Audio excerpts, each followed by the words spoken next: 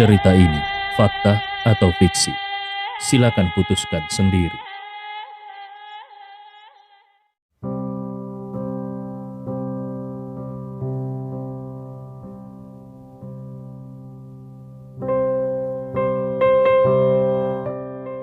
Dr. Fajar mengernyitkan keningnya dan berkata, "Semua pengeluaran Tuan Andi hari ini akan dianggap pengeluaran atas namaku, Dr. Fajar.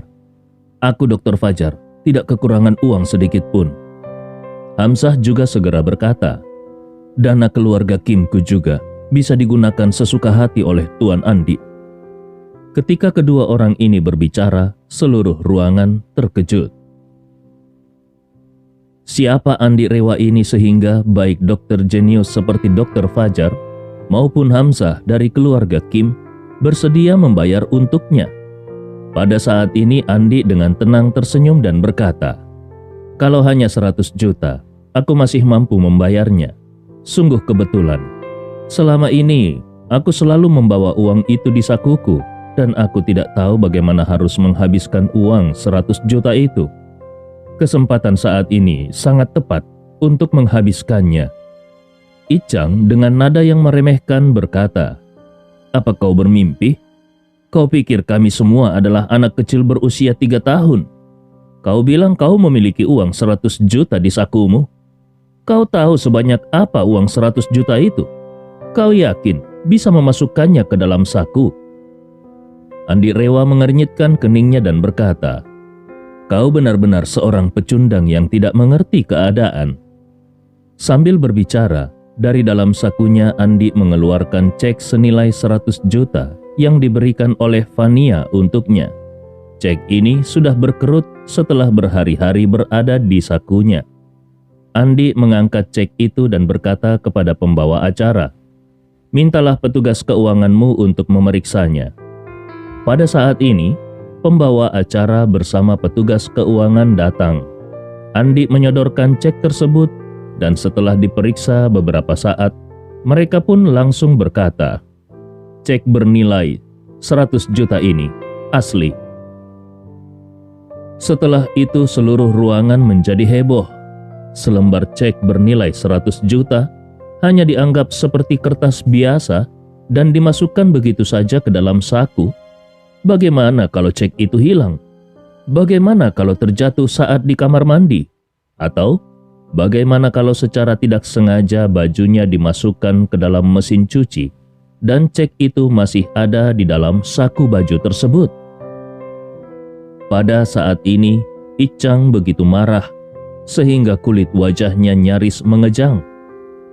Dia sama sekali tidak bisa mengerti kenapa orang yang tidak berguna ini bisa memiliki begitu banyak uang.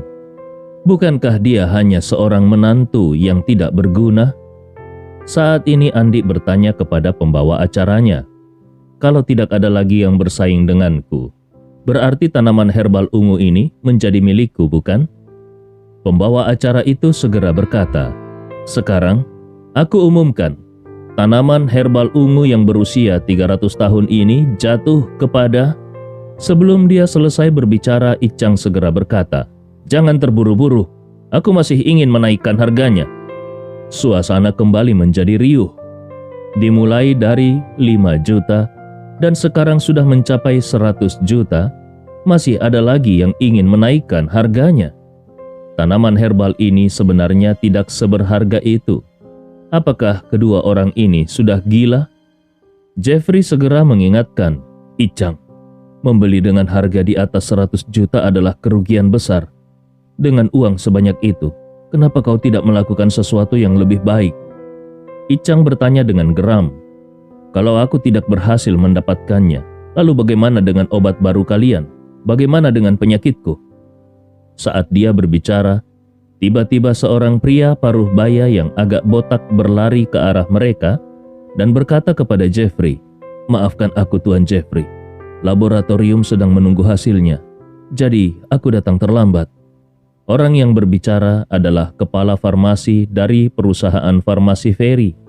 Dia baru saja datang dari pabrik obat hanya untuk membantu Jeffrey memeriksa tanaman herbal ungu ini. Jeffrey segera berkata, "Profesor Jack, kedatanganmu sangat tepat. Aku ingin bertanya, apakah menurutmu tanaman herbal ungu itu bernilai 100 juta? Profesor Jack menggelengkan kepalanya sambil tersenyum. 100 juta? Itu sangat tidak masuk di akal. Tanaman herbal ungu 300 tahun ini, harga pasarnya paling tinggi hanya 30 juta. Tidak mungkin lebih tinggi daripada itu. Hanya orang bodoh yang akan membelinya seharga 100 juta. Jeffrey bertanya kembali, lalu bagaimana dengan penyakit Direktur Tama? Profesor Jack dengan ekspresi yakin mengatakan, sebenarnya kita tidak perlu tanaman herbal ungu yang berusia 300 tahun. Kita hanya perlu beberapa tanaman herbal ungu yang berusia 100 tahun dan mengolahnya sedikit untuk menggantikannya. Di pasaran, nilai satu tanaman herbal ungu yang berusia 100 tahun hanya sekitar 1 juta. Kalau membeli 5 pohon pun hanya perlu mengeluarkan 5 juta. Perbandingan harga dan kualitasnya jauh lebih baik daripada yang berusia 300 tahun. Pada saat itu, pembawa acara bertanya kepada Ichang, Direktur Tama, berapa yang ingin kau tambahkan? Tolong katakan angka yang pasti, karena kalau tidak, maka akan sulit untuk melanjutkan. Setelah mendengar perkataan Profesor Jack, akhirnya Ichang merasa yakin dalam hatinya. Dia tidak ingin menjadi bodoh. Lebih baik memberikan kesempatan ini kepada Andi dan biarkan dia merasa sakit hati. Ichang pun segera menggelengkan kepalanya. Aku memutuskan untuk tidak menambah lagi. Menghabiskan 100 juta untuk membeli barang semacam itu adalah kebodohan. Hanya orang yang pikirannya tidak berfungsi dengan baik yang akan melakukan hal seperti itu. Terdengar bisik-bisik cemooh di ruangan. Kalau tidak punya uang, cukup katakan saja tidak punya uang. Kalau tidak ingin membeli, katakan saja tidak ingin membelinya. Kenapa dia harus mengejek orang lain sebagai orang bodoh? Bilang saja kalau sebenarnya dia merasa iri. Meskipun Ichang mendapat cemooh dari banyak orang dan dia merasa agak tidak nyaman di dalam hatinya, tetapi dia tidak berani memprotes. Dia hanya bisa menahan diri. Kemudian pembawa acara berkata, baiklah, 100 juta 1 kali, 100 juta 2 kali, 100 juta 3 kali. Selamat kepada Tuan Andi Rewa, transaksi selesai. Andi mengangguk puas sambil melihat Ichang. Dia tersenyum dan berkata, aku akan memberikanmu peringatan, teman. Penyakit impotensimu tidak akan sembuh dengan mengonsumsi obat apapun. Jadi aku menyarankanmu untuk tidak membuang-buang waktu. Semua mata tertuju pada Ichang. Ichang merasa malu dan marah. Dia pun langsung memaki. Kau yang impoten. Kau dan seluruh keluargamu impoten. Aku beritahu kau, aku ini sangat sehat. Andi Rewa tersenyum ringan. Siapa yang tidak bisa menggunakannya? Hanya orang itu sendiri yang tahu sendiri di dalam hatinya. Bagian yang seharusnya keras, tetapi tidak keras. Namun hanya ucapan mulut saja yang keras. Apa gunanya itu? Semua orang melihat ke arah Ichang dan mulai menertawakannya. Apakah Direktur Tama yang terkenal ini benar-benar sudah kehilangan kejantanannya? Sepertinya memang begitu. Karena kalau tidak, kenapa dia harus datang untuk menawar tanaman herbal ungu berusia 300 tahun itu? Dan untuk apa juga dia bergaul dengan Jeffrey dari keluarga Ferry? Semua yang hadir hari ini adalah orang-orang dari kalangan pengobatan tradisional. Semua orang yang hadir tahu bahwa keluarga Ferry sedang meneliti obat baru yang bisa memperkuat kejantanan pria dan secara signifikan mengembalikan kemampuan pria. Sepertinya Ichang bertemu dengan keluarga Ferry karena ingin menjadi orang pertama yang membuat obat tersebut, bukan? Ichang menggertakkan giginya karena marah dan memaki. Andi, jangan sembarangan menuduh. Aku sangat kuat. Andi dengan santai menjawab, selingkuhanmu saja kau serahkan pada orang lain. Kau masih berani mengatakan kalau kau kuat. Kalau kau benar-benar kuat, apakah kau akan menyerahkan selingkuhanmu kepada orang lain? Wajah Ichang memerah karena marah dan berkata, kau, apa yang sedang kau bicarakan? Kasnah juga marah dan bertanya, Andi, Kenapa kau menghancurkan reputasi orang tanpa alasan? Andi melihat ke arah dua orang yang marah itu sambil tertawa kecil. Dia malas berdebat, jadi dia langsung mengambil tanaman herbal ungu itu dari tangan pembawa acara dan berkata kepada Dr. Fajar dan Hamzah, "Sudah tidak ada lagi yang menarik untukku di sini. Baiklah, aku pergi dulu." Setelah mengatakan itu, Andi pun berjalan keluar. Dr. Fajar dan Hamzah buru-buru berkata, "Tuan Andi, kami akan mengantarmu." Andi melambaikan tangannya dan berkata, "Tidak perlu. Aku bisa pergi sendiri. Kalian tetap saja di sini dan bersosialisasi dengan yang lain." Sambil berbicara, dia melihat ke arah Ryu Asahi yang sejak tadi diam-diam mengawasi Dr. Fajar dan mengingatkan Dr. Fajar. "Dr. Fajar, setelah hari ini, kalau ada yang merampas obat darimu atau mencuri obat darimu, jangan melawan. Berikan saja obatnya kepadanya. Mengerti?" Dr. Fajar segera mengangguk sambil tersenyum dan berkata, "Tuan Andi, tenang saja, aku mengerti." Pandangan Ramlah sejak tadi selalu tertuju pada Andi. Melihat Andi akan pergi, dia merasa agak cemas. Setelah ragu-ragu beberapa kali, akhirnya dengan suara pelan dia bertanya, "Tuan Andi, bolehkah aku mengantarmu?" Sejak awal kedatangannya, Andi sudah bisa menebak kalau Ramlah adalah mendapatkan masalah saat ini. Melihat Ramlah akhirnya berani berbicara, dia pun mengangguk dan berkata, "Baik, kau bisa mengantarku."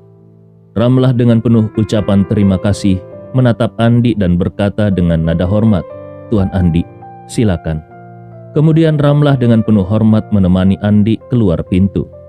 Andi melihat Ramlah yang sepertinya ingin mengatakan sesuatu tetapi ragu-ragu.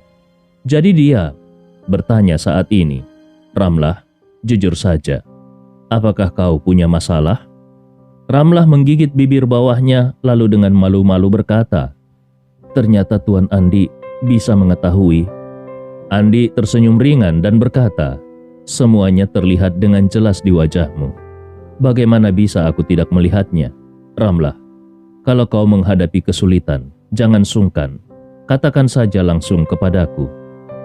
Ramlah secara refleks menyentuh wajahnya. Dia merasa kedua pipinya memerah. Meskipun sebenarnya dia adalah seorang wanita yang gagah berani dan ceria, tetapi dia selalu bersikap malu-malu di depan Andi. Jadi dia menenangkan diri sejenak dan berkata dengan serius, "Tuan Andi, sebenarnya ada sesuatu yang ingin aku minta bantuanmu." Andi mengangguk dan berkata, "Ceritakanlah." Ramlah pun berkata, "Tuan Andi, di universitas aku punya seorang sahabat karib. Dulu dia sangat ceria, sangat positif, dan selalu bersemangat. Tetapi akhir-akhir ini aku merasa dia sepertinya sudah dicuci otak oleh pacarnya. Dia sering melakukan hal-hal ekstrim. Pernah suatu kali dia dimaki oleh pacarnya sampai ingin melompat dari gedung. Tapi aku berhasil membujuknya. Kemudian dia dicuci otak lagi oleh pacarnya dan hampir menelan pil tidur untuk bunuh diri. Aku memberitahu dosen kami dan dia berhasil diselamatkan." Sampai di sini, Ramlah merasa sedih dan berkata, "Tapi sahabatku itu sekarang sudah benar-benar dicuci otak. Dia bukan hanya tidak berterima kasih kepada aku karena telah menyelamatkannya, tetapi dia juga merasa kalau aku merusak hubungannya dengan pacarnya. Beberapa kali dia bertengkar denganku dan bahkan memutuskan hubungan persahabatan kami. Beberapa hari ini aku melihat kondisinya sepertinya sudah tidak baik lagi. Jadi aku ingin membujuknya, tetapi dia malah memaki aku. Aku benar-benar takut dia akan melakukan hal yang buruk." Andi terkejut dan bertanya, "Dicuci otak? Apakah pacarnya melakukan penipuan?" Ramlah menggelengkan kepala dan menjelaskan, "Bukan penipuan.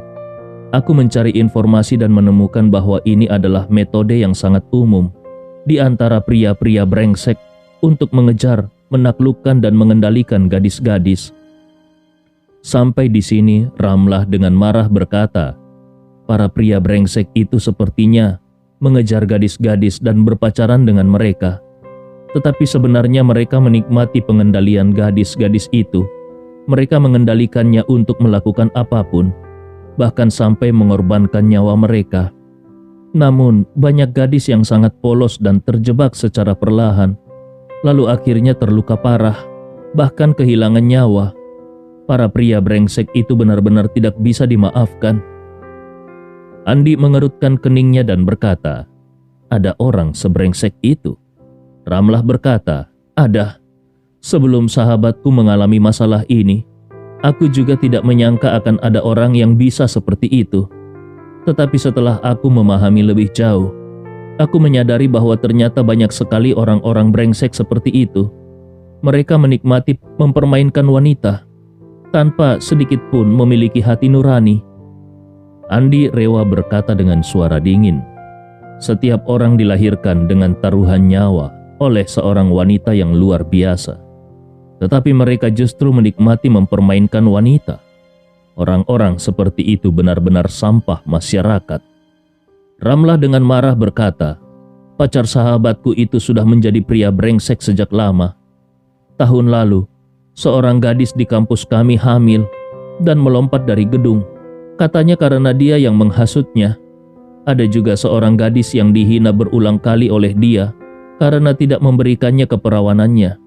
Hingga gadis itu merasa dirinya sangat kotor dan meninggalkan surat bunuh diri yang mengatakan ingin membersihkan dirinya dari kekotoran, lalu melompat ke sungai untuk bunuh diri. Ada juga yang menjadi gila karena dia dan terpaksa keluar dari kampus. Korban dari ulahnya sudah 4 atau 5 gadis, 2 di antaranya meninggal dunia." Andi mengerutkan kening. Dia tidak pernah menyangka ada pria brengsek seperti itu. Maka dia pun langsung berkata dengan tegas, "Kalau begitu, aku pasti akan menangani masalah ini. Carilah waktu dan bawa aku bertemu dengan sahabatmu itu." Ramlah langsung menangis karena terharu. Dia memegang tangan Andi dan berkata, "Tuan Andi, kalau kau bersedia membantu, sahabatku itu pasti bisa diselamatkan." Andi Rewa berkata, "Masalah seperti ini biasanya berasal dari sugesti psikologis yang terus-menerus. Jadi aku tidak yakin bisa menghilangkan sugesti yang diberikan pacarnya kepada sahabatmu. Tapi aku akan mencobanya." Ramlah mengangguk berkali-kali. "Tidak masalah, aku percaya kau pasti bisa melakukannya." Lalu Ramlah berkata, "Bagaimana kalau malam ini kau datang ke kampusku? Aku akan membawamu menemui sahabatku." Andi mengangguk dan berkata, "Oke. Kalau memungkinkan, aku juga ingin melihat pria brengsek yang mempermainkan sahabatmu itu. Apakah dia juga kuliah di kampus kalian?" Ramlah berkata, "Iya, dia adalah idola kampus kami dan sangat terkenal di kampus. Dia tampan, berasal dari keluarga kaya, dan pandai merayu gadis-gadis. Jadi banyak gadis yang menyukainya. Karena itulah dia bisa terus mempermainkan gadis-gadis." Andi Rewa tersenyum dingin dan berkata, "Baiklah, aku ingin melihat pria brengsek yang pandai memberikan sugesti psikologis ini. Aku juga ingin membuatnya merasakan apa yang disebut dengan menggunakan caranya sendiri untuk menghadapinya." Akhirnya Andi dan Ramlah pun berjanji untuk bertemu di Institut Ekonomi pada sore hari. Setelah berbicara dengan Ramlah, Andi pun membawa pulang tanaman herbal ungu berusia 300 tahun.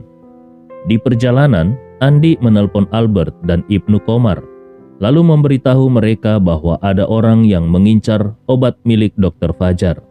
Jadi dia meminta mereka untuk mengirim orang melindungi Dr. Fajar secara diam-diam dan memantau Ryu Asahi secara rahasia. Ibnu Komar telah bekerja di Makassar selama bertahun-tahun, jadi dia memiliki pengaruh besar. Andi memintanya untuk memasang pengawasan di bandara untuk memastikan Ryu Asahi tidak bisa meninggalkan kota ini dengan mudah. Dia tahu kalau farmasi Asahi pasti merencanakan sesuatu. Ryu Asahi pasti ingin mencuri obat mujarab milik Dr. Fajar untuk dibawa ke Jepang dan meneliti kandungannya. Jadi, Andi berencana untuk memanfaatkan situasi ini dan menjebak Ryu Asahi. Saat ini Ryu Asahi belum menyadari bahwa Andi sudah menyiapkan jebakan besar untuknya. Sore harinya, Andi tiba di Institut Ekonomi. Sesuai dengan janjinya, Ramlah sudah menunggunya di depan gerbang kampus. Melihat Andi datang, Ramlah segera mendekat dengan cemas dan berkata, "Tuan Andi, sepertinya temanku itu akan bunuh diri lagi. Cepatlah, ikut aku untuk melihatnya." Andi segera bertanya, "Apa yang terjadi?" Ramlah menjelaskan, "Setelah makan malam di kantin, aku diam-diam mengawasinya. Pacarnya yang brengsek itu memakinya lagi dan menamparnya sebelum pergi. Temanku itu menangis dan berjalan di sekitar danau buatan untuk waktu yang lama. Aku khawatir dia akan melakukan sesuatu yang bodoh. Jadi aku meminta beberapa teman untuk mengawasinya secara diam-diam." Andi mengangguk dan berkata, "Kita tidak boleh menunda lagi. Segera bawa aku ke sana." Sebelum datang, Andi sudah mencari informasi tentang fenomena ini dengan menggunakan ponselnya. Di kalangan pria brengsek, ini dikenal sebagai seni rayuan, yang sekarang telah berkembang menjadi sesuatu yang sangat menyimpang dan tidak sehat. Orang-orang ini menikmati mempermainkan dan menyakiti wanita, dan mereka menikmatinya tanpa henti. Banyak gadis yang terperangkap oleh mereka sering melakukan hal-hal yang merugikan diri sendiri. Bahkan beberapa sampai mengorbankan nyawa mereka. Oleh karena itu, Andi juga merasa sangat khawatir dan ingin segera bertemu dengan gadis itu untuk melihat apa yang sebenarnya terjadi padanya. Institut tempat Ramlah belajar adalah salah satu kampus terbaik di negara ini dengan reputasi yang sangat baik. Kampusnya luas dan indah, serta memiliki danau buatan yang besar, kampus yang terkenal di kota Makassar. Ramlah membawa Andi ke tepi danau buatan, di mana seorang gadis yang tadinya bersembunyi di tempat gelap berlari mendekat dan berkata kepada Ramlah, "Ramlah, akhirnya kau kembali. Yunita sudah berjalan di sekitar tepi danau untuk waktu yang lama. Aku benar-benar takut dia akan melompat ke dalam danau." Ramlah segera bertanya, "Di mana dia sekarang?" Gadis itu menunjuk bayangan di tepi danau yang tidak terlalu jauh dan berkata, "Di sana." Saat Andi melihat ke arah bayangan itu, dia melihat bayangan tersebut tiba-tiba melompat dan terjun ke danau. Beberapa gadis menjerit ketakutan. Tanpa berkata-kata apa-apa, Andi langsung berlari dengan cepat. Lalu dia melompat ke dalam air dan dengan cepat menyelamatkan gadis yang hampir tenggelam itu. Gadis itu sangat ingin mati, namun saat ini tiba-tiba dia merasa dirinya diangkat oleh seseorang dan didorong ke permukaan air. Dia menangis dan berteriak, "Jangan selamatkan aku, biarkan aku mati. Aku tidak suci, aku kotor. Aku sudah mengecewakan Edo, dan aku juga sudah mengecewakan cintanya padaku." Andi rewah sambil menyeretnya ke tepi danau sambil berenang. Dia berkata dengan suara keras, "Tubuhmu berasal dari orang tuamu. Kau menyakiti tubuhmu sendiri untuk seorang pria brengsek. Apakah kau merasa tidak malu terhadap orang tuamu?" Gadis itu menangis, "Tolong biarkan aku mati. Aku adalah gadis kotor yang tidak layak hidup. Aku merasa malu untuk melihat orang tuaku. Hanya kematianku yang bisa membebaskan mereka." Andi rewah dengan mudah menyeretnya ke tepi danau dan melemparkannya ke rumput di tepi danau. Kemudian menunjuk hidungnya dengan marah. "Bodoh, kau hidup bukan hanya untuk dirimu sendiri, tetapi juga untuk orang tuamu. Mereka dengan susah payah membesarkanmu dan memberimu pendidikan. Bukan agar kau bunuh diri demi seorang pria brengsek. Mereka ingin kau tumbuh dengan baik, menjadi orang yang berguna bagi negara dan masyarakat." Beberapa gadis di sekitarnya mulai menangis dan berkata, "Yunita, bagaimana kau bisa sebodoh ini? Kau menyakiti dirimu sendiri demi seorang pria brengsek. Apakah kau pikir itu sepadan?" Gadis yang bernama Yunita itu menangis dengan putus asa dan terus berkata, "Aku terlalu kotor. Aku mengecewakannya. Kalau aku tidak mati, dia juga akan menderita. Aku tidak ingin dia menderita. Aku ingin dia bahagia." Andi mengernyitkan alisnya. Tampaknya gadis bernama Yunita ini sudah dicuci otaknya dengan sangat parah oleh pacarnya.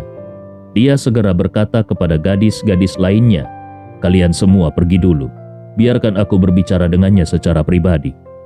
Beberapa gadis itu tampak ragu, tetapi Ramlah yang matanya penuh dengan kekaguman berkata kepada teman-temannya, "Ayo, kita beri ruang kepada kakak Andi. Biarkan dia berbicara secara pribadi dengan Yunita." Melihat Ramlah berkata demikian, yang lain pun akhirnya mengangguk dan menjauh. Yunita yang basah kuyup duduk di tanah berlumpur di tepi danau sambil berkata, "Biarkan aku mati. Aku adalah wanita kotor yang tidak layak hidup. Aku ingin mati untuk membuktikan bahwa cintaku padanya benar-benar tulus." Andi melihat kalau pikiran Yunita sudah kacau balau. Pasti ada seseorang yang terus-menerus menanamkan sugesti negatif ini padanya hingga membuatnya percaya bahwa dia kotor dan layak mati. Sugesti semacam ini membutuhkan waktu setidaknya 6 bulan untuk terus-menerus diperdalam dan diperkuat. Artinya, si brengsek itu sudah mencuci otak Yunita setidaknya selama 6 bulan. Andi langsung teringat bahwa dalam buku ajaib juga terdapat teknik hipnosis psikologis yang kuat. Dia mengumpulkan sedikit energi tenaga dalam di ujung jarinya, lalu kemudian dengan lembut menyentuh dahi Yunita dan berkata, "Yunita, lihat aku." Yunita seolah terhipnotis. Dia segera menatap Andi dengan patuh. Andi bertanya kepadanya, "Ceritakan padaku, apa yang sebenarnya terjadi?"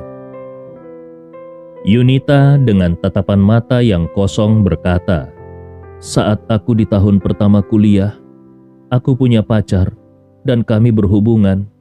Lalu kami putus dan kemudian aku bertemu Edo yang terus mengejarku. Aku juga menyukainya, tetapi saat dia tahu bahwa aku sudah tidak perawan, dia sangat membenciku. Setiap kali kami berhubungan, dia memukulku, memarahiku, mengatakan aku kotor dan tidak layak baginya." Andi mengangguk dan dengan nada berwibawa berkata, "Yunita, ingat baik-baik apa yang akan aku katakan. Kau harus menyimpannya dalam ingatanmu seumur hidup. Sampai kau tua dan mati, jangan pernah melupakannya. Bisakah kau melakukannya?" Yunita yang sudah terhipnotis oleh Andi dengan bantuan energi tenaga dalam, kekuatan hipnosis Andi menjadi jauh melampaui sugesti psikologis yang diberikan oleh pria brengsek itu. Yunita segera mengangguk dengan hormat dan berkata, "Aku akan berusaha sebaik mungkin." Andi berkata dengan tegas, "Ingatlah bahwa apa yang kau lakukan adalah hal yang biasa dilakukan oleh banyak pasangan. Itu adalah pilihanmu sendiri dan tidak ada hubungannya dengan kotor atau tidak. Hidupmu adalah sesuatu yang paling berharga di dunia. Tidak hanya milikmu, tetapi juga milik orang tuamu dan setiap orang yang benar-benar mencintaimu. Orang yang benar-benar mencintaimu tidak akan pernah menyuruhmu menyerah pada hidup. Jadi, kau harus menghargai hidupmu. Jauhi pria brengsek itu. Berbakti pada orang tuamu dan berkontribusi bagi masyarakat. Mengerti?" Kalau sugesti psikologis dari pria brengsek itu adalah sebuah aliran sungai kecil, maka hipnosis Andi adalah seluruh lautan. Dalam sekejap, Andi sudah menghancurkan semua sugesti psikologis yang telah diberikan oleh pria brengsek itu kepada Yunita. Pada saat ini di dalam hati Yunita, kata-kata Andi sudah menjadi mercusuar kehidupan yang berdiri kokoh di sana dan tidak akan pernah hilang seumur hidupnya. Yunita tiba-tiba menyadari betapa bodohnya dia sebelumnya. Ketika dia mengingat dirinya hampir saja terhasut untuk bunuh diri oleh pria brengsek itu, dia merasa ketakutan dan segera berlutut di tanah. Dia membungkuk kepada Andi dan berkata, "Terima kasih karena sudah menyelamatkan aku. Mulai sekarang, aku akan hidup dengan baik dan tidak akan mengecewakan orang tua yang sudah membesarkan aku." Andi Rewa mengangguk puas dan berkata, "Kalau kau sudah sadar, maka aku berharap masa depanmu akan menjadi indah dan penuh kebahagiaan." Sambil berbicara, Andi mengingat pria brengsek itu dan bertanya, "Bisakah kau ceritakan lebih jauh tentang pacarmu itu?" Yunita dengan penuh kebencian berkata, "Mulai sekarang, dia bukan pacarku. Orang seperti itu hanya membuat aku merasa jijik." Namun dia tetap dengan hormat berkata kepada Andi, "Pria brengsek itu bernama Edo Hartawan. Dia adalah pangeran kampus di kampus kami. Dia bukan orang asli sini, tetapi katanya keluarganya sangat kaya. Dulu aku benar-benar bodoh dan mengira dia adalah sosok yang sempurna. Ternyata dia hanya pria jahat dan licik." Andi mengangguk dan berkata, "Aku dengar dia sudah merugikan banyak gadis. Benarkah?" Yunita mengangguk berulang kali. "Gadis-gadis yang telah dia permainkan sudah tidak terhitung lagi banyaknya. Aku hanyalah salah satu dari mereka." Andi mengangguk dan berkata, "Kalau begitu, coba kau telepon dia dan katakan bahwa sebelum kau mati, kau ingin memberikan hadiah untuknya. Suruh dia datang ke sini sekarang." Yunita buru-buru bertanya, "Bagaimana kalau dia tidak mau datang?" Andi berkata, "Kalau dia tidak mau datang, katakan padanya kalau kau ingin putus dengannya dan tidak akan berhubungan lagi dengannya. Orang seperti dia, yang senang mengendalikan wanita dan menganggap bunuh diri para wanita sebagai pencapaian terbesar, pasti akan terpukul kalau mendengar kau ingin putus dengannya." Pria brengsek semacam Edo ini biasanya merasa senang dengan kemampuan mereka mengendalikan wanita. Namun, jika seorang wanita lepas dari kendali mereka, itu akan menjadi pukulan besar bagi mereka. Mereka menganggap ini sebagai perang, dan dalam perang hanya ada satu pemenang. Kalau pemenangnya bukan diri mereka, maka kekalahan adalah sesuatu yang tidak bisa mereka terima. Pada saat yang sama, di sebuah bar dekat Institut Ekonomi, Edo sedang duduk di depan seorang gadis cantik. Dia tersenyum dan menggoda. "Cantik? Surga benar-benar tidak adil padaku. Aku datang ke bar ini setiap hari sendirian untuk minum 2 gelas, tapi baru pertama kali melihatmu hari ini. Seketika, aku merasa hidupku selama lebih dari 20 tahun ini sia-sia." Gadis itu sedikit malu dan berkata, "Kau cukup pandai berbicara. Kau pasti sering menggoda gadis-gadis ya?" Edo menggelengkan kepalanya berkali-kali dan berkata dengan serius, "Sebenarnya, aku adalah orang yang pemalu dan tidak berani berbicara dengan gadis. Tapi kau membuatku merasa sangat istimewa. Aku berjuang dan ragu-ragu sendirian untuk waktu yang lama, sebelum akhirnya memutuskan untuk menyapamu." Sambil berbicara, Edo sengaja menunjukkan jam tangan mewah yang ada di pergelangan tangannya. Jam tangan itu bernilai lebih dari 70 juta. Modelnya sangat langka dan merupakan edisi terbatas. Namun bagi Edo, jam tangan seperti itu bukanlah apa-apa. Di rumahnya masih ada beberapa jam tangan yang lebih mahal lagi. Gadis itu langsung mengenali jam tangan mewah itu. Dia terkejut sejenak, tetapi kemudian segera berpura-pura tidak melihatnya dan tersenyum. "Kalau kita memang sejalan, bagaimana kalau kita minum bersama?" Edo tersenyum tipis dan berkata, "Malam ini aku yang traktir." Kemudian dia segera melambaikan tangan dan berkata kepada pelayan, "2 botol minuman yang terbaik dan termahal." Ketika gadis itu melihat Edo begitu royal, hampir seluruh pertahanannya runtuh. Dia hanya menunggu untuk mengenal Edo lebih baik dan melangkah lebih jauh. Saat itu ponsel Edo tiba-tiba berdering. Dia menatap ke layar dan melihat kalau itu adalah panggilan dari Yunita. Ini membuatnya mengerutkan alisnya. Wanita ini, kenapa dia belum mati juga? Benar-benar menyebalkan. Gadis itu melihat ekspresi aneh Edo dan bertanya dengan rasa ingin tahu, "Apakah itu panggilan dari pacarmu?" Edo buru-buru menjelaskan, Bukan. Ini adalah mantan pacarku. Dia selingkuh tapi masih terus saja menggangguku. Setelah berkata demikian, dia menghela nafas dan berkata, "Cantik, tunggu sebentar ya. Aku akan menerima panggilan ini dan segera kembali." Gadis itu mengangguk sambil tersenyum. "Baiklah." Edo mengambil ponselnya dan keluar dari bar sebelum menjawab panggilan tersebut. Begitu dia menjawab, dia langsung memaki. "Hei, perempuan kotor, kenapa masih menelponku? Apakah penghinaan dan aib yang kau berikan padaku belum cukup?" Saat ini Yunita sedang mengaktifkan pengeras suara dan Andi yang mendengar ini langsung merasa marah. Bajingan ini benar-benar tidak berhenti menggunakan sugesti psikologisnya. Dia benar-benar ingin Yunita merasa dirinya kotor dan menyerah pada hidupnya sendiri. Namun Edo tidak tahu bahwa saat ini sebenarnya Yunita sudah benar-benar terbebas dari sugesti psikologisnya. Tetapi Yunita tetap mengikuti instruksi Andi dengan patuh dan berkata, "Edo, aku sudah siap untuk mati. Hanya dengan aku mati, kau bisa terbebas dari rasa malu ini." Edo dengan tidak sabar berkata, "Kalau begitu cepatlah mati, jangan lagi menyakitiku." Andi mengetik beberapa kata di ponselnya dan menunjukkan pada Yunita. Yunita mengikuti kata-kata di ponsel Andi dan berkata, "Kalau begitu, bisakah kau datang ke tepi danau di kampus? Sebelum pergi, aku punya hadiah yang ingin kuberikan padamu." Edo segera berkata, "Tidak perlu, aku tidak ingin melihatmu lagi.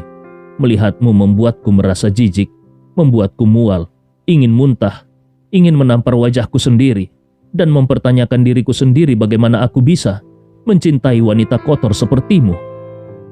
Yunita menghela nafas. Kemudian Andi mengetik beberapa kata lagi di ponselnya. Yunita mengikuti instruksi baru dan berkata, "Kalau kau tidak mau datang, maka kita putus saja. Kau jalani hidupmu, aku jalani hidupku. Kalau kita bertemu di kampus, aku harap kau bisa berpura-pura tidak mengenaliku. Terima kasih." Edo terdiam dan bergumam di dalam hatinya. Apa yang terjadi? Bukankah Yunita sudah terpengaruh oleh sugestiku? Bagaimana bisa dia tiba-tiba sadar dan dengan tenang meminta putus? Sialan, bukankah ini seperti menampar wajahku sendiri? Ini artinya semua usahaku sebelumnya tidak berharga lagi. Dia pun memohon dengan segera, "Yunita, bagaimana kau bisa begitu kejam melukai aku dan kemudian ingin meninggalkanku? Apakah kau benar-benar ingin menghancurkan hatiku?" Yunita melihat ponsel Andi lagi, membaca naskah baru yang diberikan Andi dan berkata, "Lalu, apakah kau tidak melukai hatiku? Aku sudah siap mati. Satu-satunya keinginanku adalah melihatmu sekali lagi sebelum aku pergi dan memberikan hadiah padamu. Kenapa kau tidak bisa memenuhi permintaanku? Kalau kau tidak mau, maka aku hanya bisa putus denganmu." Mendengar ini, Edo segera berkata, Jangan putus denganku. Kau ingin melihatku kan? Aku akan datang sekarang. Di tepi danau bukan?" Yunita mengangguk dan berkata, "Benar, di tepi danau kampus." Cerita ini fakta atau fiksi? Silakan putuskan sendiri.